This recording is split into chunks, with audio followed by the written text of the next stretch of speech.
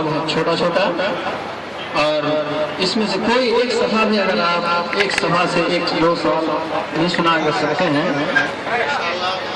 आप नाम के मुस्तहिक करार पाएंगे। बस कोई तो इनाम के मुस्तहिक करार पाएंगे। तो इसी तरह बांग्लादेश भाई हमारा জমা দিবেন যাতে আপনাদেরকে তাড়াতাড়ি পুরস্কার দিতে পারা যায়।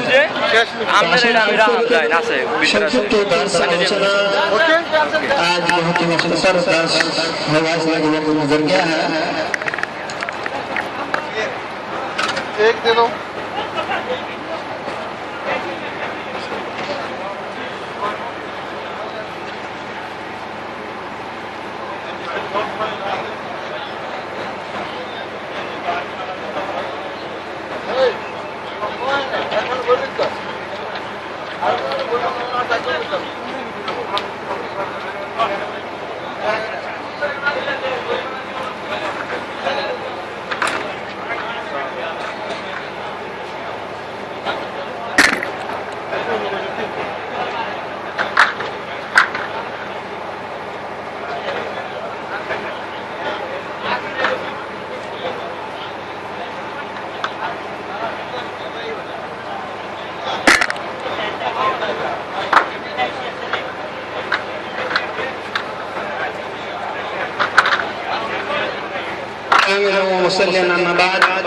रफीक चालू कर दो।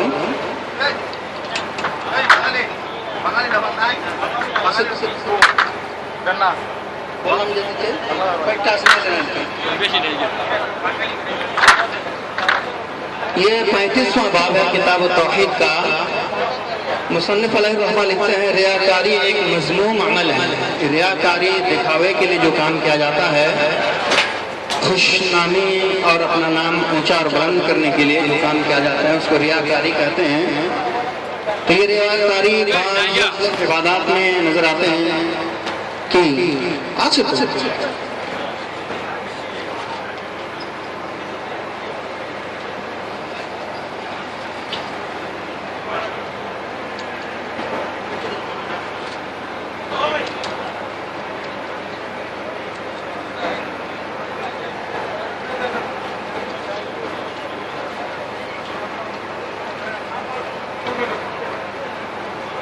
तो इबादत में या नमाज में, रोज़ा में, ज़कात में, हर एक इबादत में रियाकारी हो सकती है और शैतान इंसान को बहला करके रिया और नमूद में डुबा सकता है।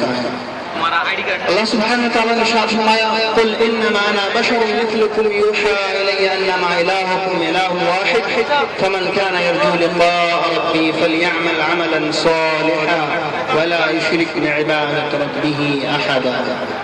इस आयत में अल्लाह सुब्हानहु व तआला ने इरशाद फरमाया, ऐ पैगंबर अलैहिस्सलाम, लोगों से कह दीजिए मैं तो तुम जैसा एक इंसान हूँ, अलबत्ता मेरी तरफ वही की जाती है कि तुम्हारा एक ही माबूद है। बस जो कोई अपने रब की मुलाकात को उम्मीदवार हो, उसे चाहिए कि वो अच्छे अमाल करे और अपनी रब की बंदगी में किसी को शरीक न ठहराए। तो यहाँ अल्लाह के रसूल सल्लल्लाहु अलैहि वसल्लम को कहा जा रहा है कि आप कह दीजिए मैं एक तुम्हारे ही जैसा एक इंसान हूँ। वो नबी होने के बावजूद भी इंकिसारी और आजिज़ी यहाँ दिखलाया जा रहा है और वो बस इंसान ही थे, इसकी वजाहत की जा रही है। तो हर इबादत में रियाकारी मज़मूम खसलत है और हर आदमी के अंदर फख्र और घमंड का आना ये बहुत बुरी आदत है। लिहाजा ये रियाकारी और फख्र घमंड नहीं होना चाहिए। अल्लाह के रसूल सल्लल्लाहु अलैहि वसल्लम की बहुत सारी हदीसें हैं, तो आइए पहले इस आयत की मुख्तसर सी तशरीह हो जाए। अल्लाह सुब्हानहु व तआला ने इरशाद फरमाया, कुल इन्नमा अना बशरुम मिथलुकुम, मैं तुम्हारे ही जैसा एक इंसान हूँ। तो जो लोग कहते हैं कि वो बशर नहीं थे, इंसान नहीं थे, नूर थे, तो ये कैसे हो? अल्लाह ताला ने क्यों फरमाया कि कह दो कि मैं तुम ही जैसा एक इंसान हूँ? फर्क क्या है कि मुझ मेरे पास वही आती है, अल्लाह का पैगाम आता है और आम इंसान के पास अल्लाह की वही नहीं आती, पैगाम नहीं आता और वो बरगुज़िदा सारे नहीं होते। तो यहाँ पता चला कि अल्लाह के रसूल सल्लल्लाहु अलैहि वसल्लम एक इंसान थे, आदम अलैहिस्सलाम की औलाद थे और नूर नहीं थे, جن لوگوں نے کہا کہ آدم علیہ السلام کی تخلیق سے پہلے عرش پر لکھا ہوا تھا لا الہ الا اللہ محمد رسول اللہ، یا کہ اللہ کے رسول صلی اللہ علیہ وسلم کی نور کو سب سے پہلے پیدا کیا، یہ لوگ قرآن اور حدیث کا واضح طور پر انکار کرنے والے ہیں۔ یہ مسلمانوں کا شیوا نہیں ہے، یہ کفار مشرکین کی عادت ہے کہ کسی کو کسی کے مرتبے سے زیادہ بڑھا کر کے بولے۔ اللہ سبحانہ تعالیٰ نے سورہ بقرہ کے اندر فرمایا کہ میں نے آدم علیہ السلام کو اپنے ہاتھ سے پیدا کیا اور وہی سب سے پہلا انسان ہے۔ تو آدم علیہ السلام کے بارے میں پتہ چلا کہ پہلا انسان ہے، تو رسول صلی اللہ علیہ وسلم جو لاسٹ میں آئے وہ پہلے کیسے ہو گئے؟ تو یہ شیطانی وسوسہ ہے، لوگوں کو قرآن و حدیث کے نام سے دھوکے میں ڈال رکھا ہے۔ رسول صلی اللہ علیہ وسلم نور نہیں تھے، عرش الہی پہ لا الہ الا اللہ محمد رسول اللہ نہیں لکھا ہوا تھا، یہ غلط بات ہے، صحیح حدیث نہیں ہے، ضعیف ہے، موضوع ہے، منکر ہے، خود سے بنا کر کے بیان کیا کرتے ہیں کہ رسول صلی اللہ علیہ وسلم اگر نہ ہوتے تو پوری دنیا کو نہیں پیدا کرتے، یہ بھی غلط بات ہے، جبکہ اللہ سبحانہ تعالیٰ نے فرمایا وَمَا خَلَقْتُ الْجِنَّ وَالْإِنسَ إِلَّا لِيَعْبُدُونِ، ہم نے جن اور انسان کو اپنے ہی عبادت کے لیے پیدا کیا۔ رسول اکرم صلی اللہ علیہ وسلم کی وجہ سے دنیا کو، جن اور انسان کو پیدا نہیں کیا، بلکہ اللہ نے اپنی عبادت کے لیے پیدا کیا۔ لیکن لوگ کہتے ہیں کہ اللہ کے رسول کی وجہ سے ساری دنیا کو پیدا کیا، یہ بالکل غلط عقیدہ ہے، شیطانی وسوسہ ہے، دھوکہ ہے۔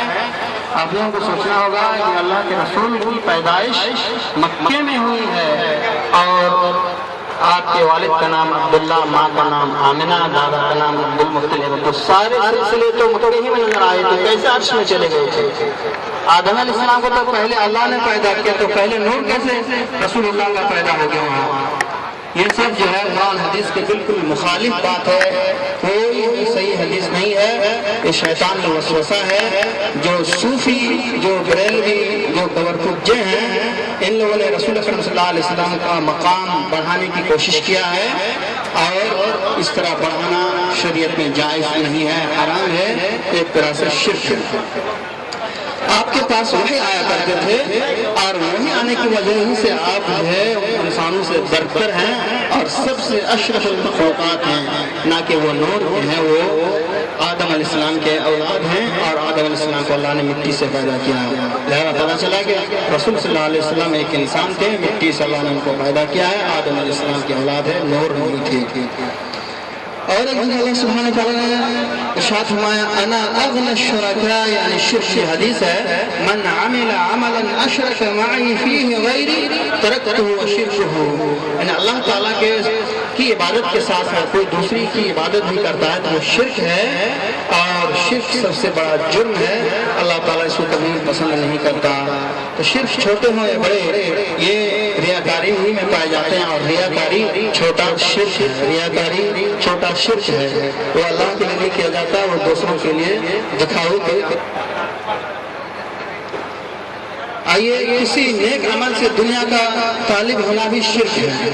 ایک آدمی عالم بنتا ہے تاکہ لوگ ان کے پاس بھیڑ بھاڑ لگائے، پڑھے لکھے اور بہت زیادہ پیسہ کمائے، نیک کام کا عالم بننا، ایک مقصد تھا کہ لوگ ان کے پاس پڑھنے آئیں گے، بہت زیادہ پیسے ملیں گے، یا کہ ہدیہ گفٹ تحفے تحائف ملیں گے، یا کہ اچھی پوزیشن مل جائے گی تو ہماری زندگی بن جائے گی۔ اس طرح کا جو نظریہ رکھ کر کے دین کا کوئی اچھا کام کرے گا، وہ گویا کہ اللہ کے ساتھ شرک کیا ہے، اللہ کی خدمت نہیں کیا، اللہ کے رسول کی خدمت نہیں کیا، دین کی خدمت اس نے نہیں کیا، اس نے شرک کیا ہے۔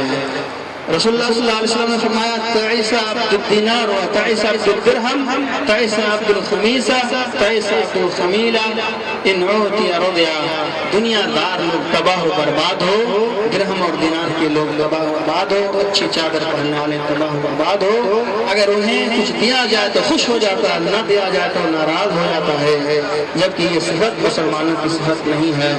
مسلمانوں کی صفت قناعت اور صبر ہے، وہ لوگ صبر کرتے ہیں مصیبت کے وقت۔ اور ایک جگہ اللہ کے رسول صلی اللہ علیہ وسلم نے فرمایا طوبی لعبد آخذ بعنان فرسه في سبيل الله أشعث رأسه مغبرة قدماه إن كان في الحراسة كان في الحراسة وإن كان في الساقة كان في ساقة استأذن لم يؤذن له وإن شفع لم يشفع له. کہ کچھ انسان کچھ مسلمان ایسے ہیں جو بہت غریب اور کمزور شمار کیے جاتے ہیں، یہ وجہ ہے جب علول رہتے ہیں تو اس سے کوئی فرق نہیں پڑتا. مسلمان فخر گھمنڈ اور ریاکاری نہیں کرتا، یہ کافروں کا شیوا ہے. اللہ تعالیٰ کی حلال کردہ چیز کو حرام یا حرام کردہ چیز کو حلال سمجھنے میں علماء و عمرا کی بات کو ان کو رب کا درجہ دینا ہے. مثلا اللہ تعالیٰ نے کسی چیز کو حلال کیا اور کسی نے اگر اس کو حرام کر دے، یا کہ اللہ نے حرام کیا اور کسی نے اگر حلال کر دے، تو جو کرے گا گویا کہ وہ رب بنا، اور جو اس کی بات کو مانے گا گویا کہ اس نے لوگوں نے اس کو رب بنا لیا. تو جس چیز کو اللہ تعالیٰ نے حلال کیا اسی کو حلال کہیں گے، جس کو حرام کیا اسی کو حرام کہیں گے، تبھی اس میں ہمارے لیے نجات ہے. اور اس کی واضح دلیل یہ ہے کہ قرآن حدیث میں تو صحیح مسائل موجود ہیں، لیکن قرآن حدیث کو چھوڑ کر کے اپنے اپنے ائمہ کی باتوں کو، علماء کرام کی باتوں کو، پیر مرشد فقیر درویش کی باتوں کو مانتے ہیں. تو اس طرح ماننا گویا کہ اس کو رب بنانا ہے. اور اسی کی قباحت رسول اللہ سبحانہ و تعالیٰ نے قرآن مجید کے اندر اور رسول اللہ صلی اللہ علیہ وسلم حدیث کے اندر فرمایا ہے. چنانچہ اللہ تعالیٰ ارشاد فَلْيَحْذَرِ الَّذِينَ يُخَالِفُونَ عَنْ أَمْرِهِ أَن تُصِيبَهُمْ فِتْنَةٌ أَوْ يُصِيبَهُمْ عَذَابٌ أَلِيمٌ. ان لوگوں کو ڈرنا چاہیے جو اللہ اور اس کے رسول کی مخالفت کرتے ہیں کہ کہیں ان پر عذاب نہ آ جائے، کہیں مصیبت نہ اس پر ٹوٹ پڑے یا وہ فتنے میں مبتلا نہ ہو جائے. تو اس طرح مخالفت کرنے والے رسول اللہ اور اللہ کے فتنہ میں پڑ جاتے ہیں اور اس پر مصیبت آ جاتی ہے. بعض ایمان کا دعویٰ کرنے والوں کی حقیقت، بعض لوگ اپنے آپ کو مومن کہلاتے ہیں لیکن حقیقت میں مومن نہیں ہے. انہوں نے ایمان نہیں لایا بلکہ دکھلاوے کے لیے کام کیا ہے. لہذا کوئی بھی کام اللہ کے لیے کریں گے، دکھلانے کے لیے نہیں کریں گے، اور دکھلانے کا کام شرک ہے. تو اللہ تعالیٰ کے اسماء و صفات کا انکار. اللہ تعالیٰ کے اسماء و صفات قرآن اور حدیث میں بہت سارے ہیں. ایک حدیث میں 99 شمار کیا گیا ہے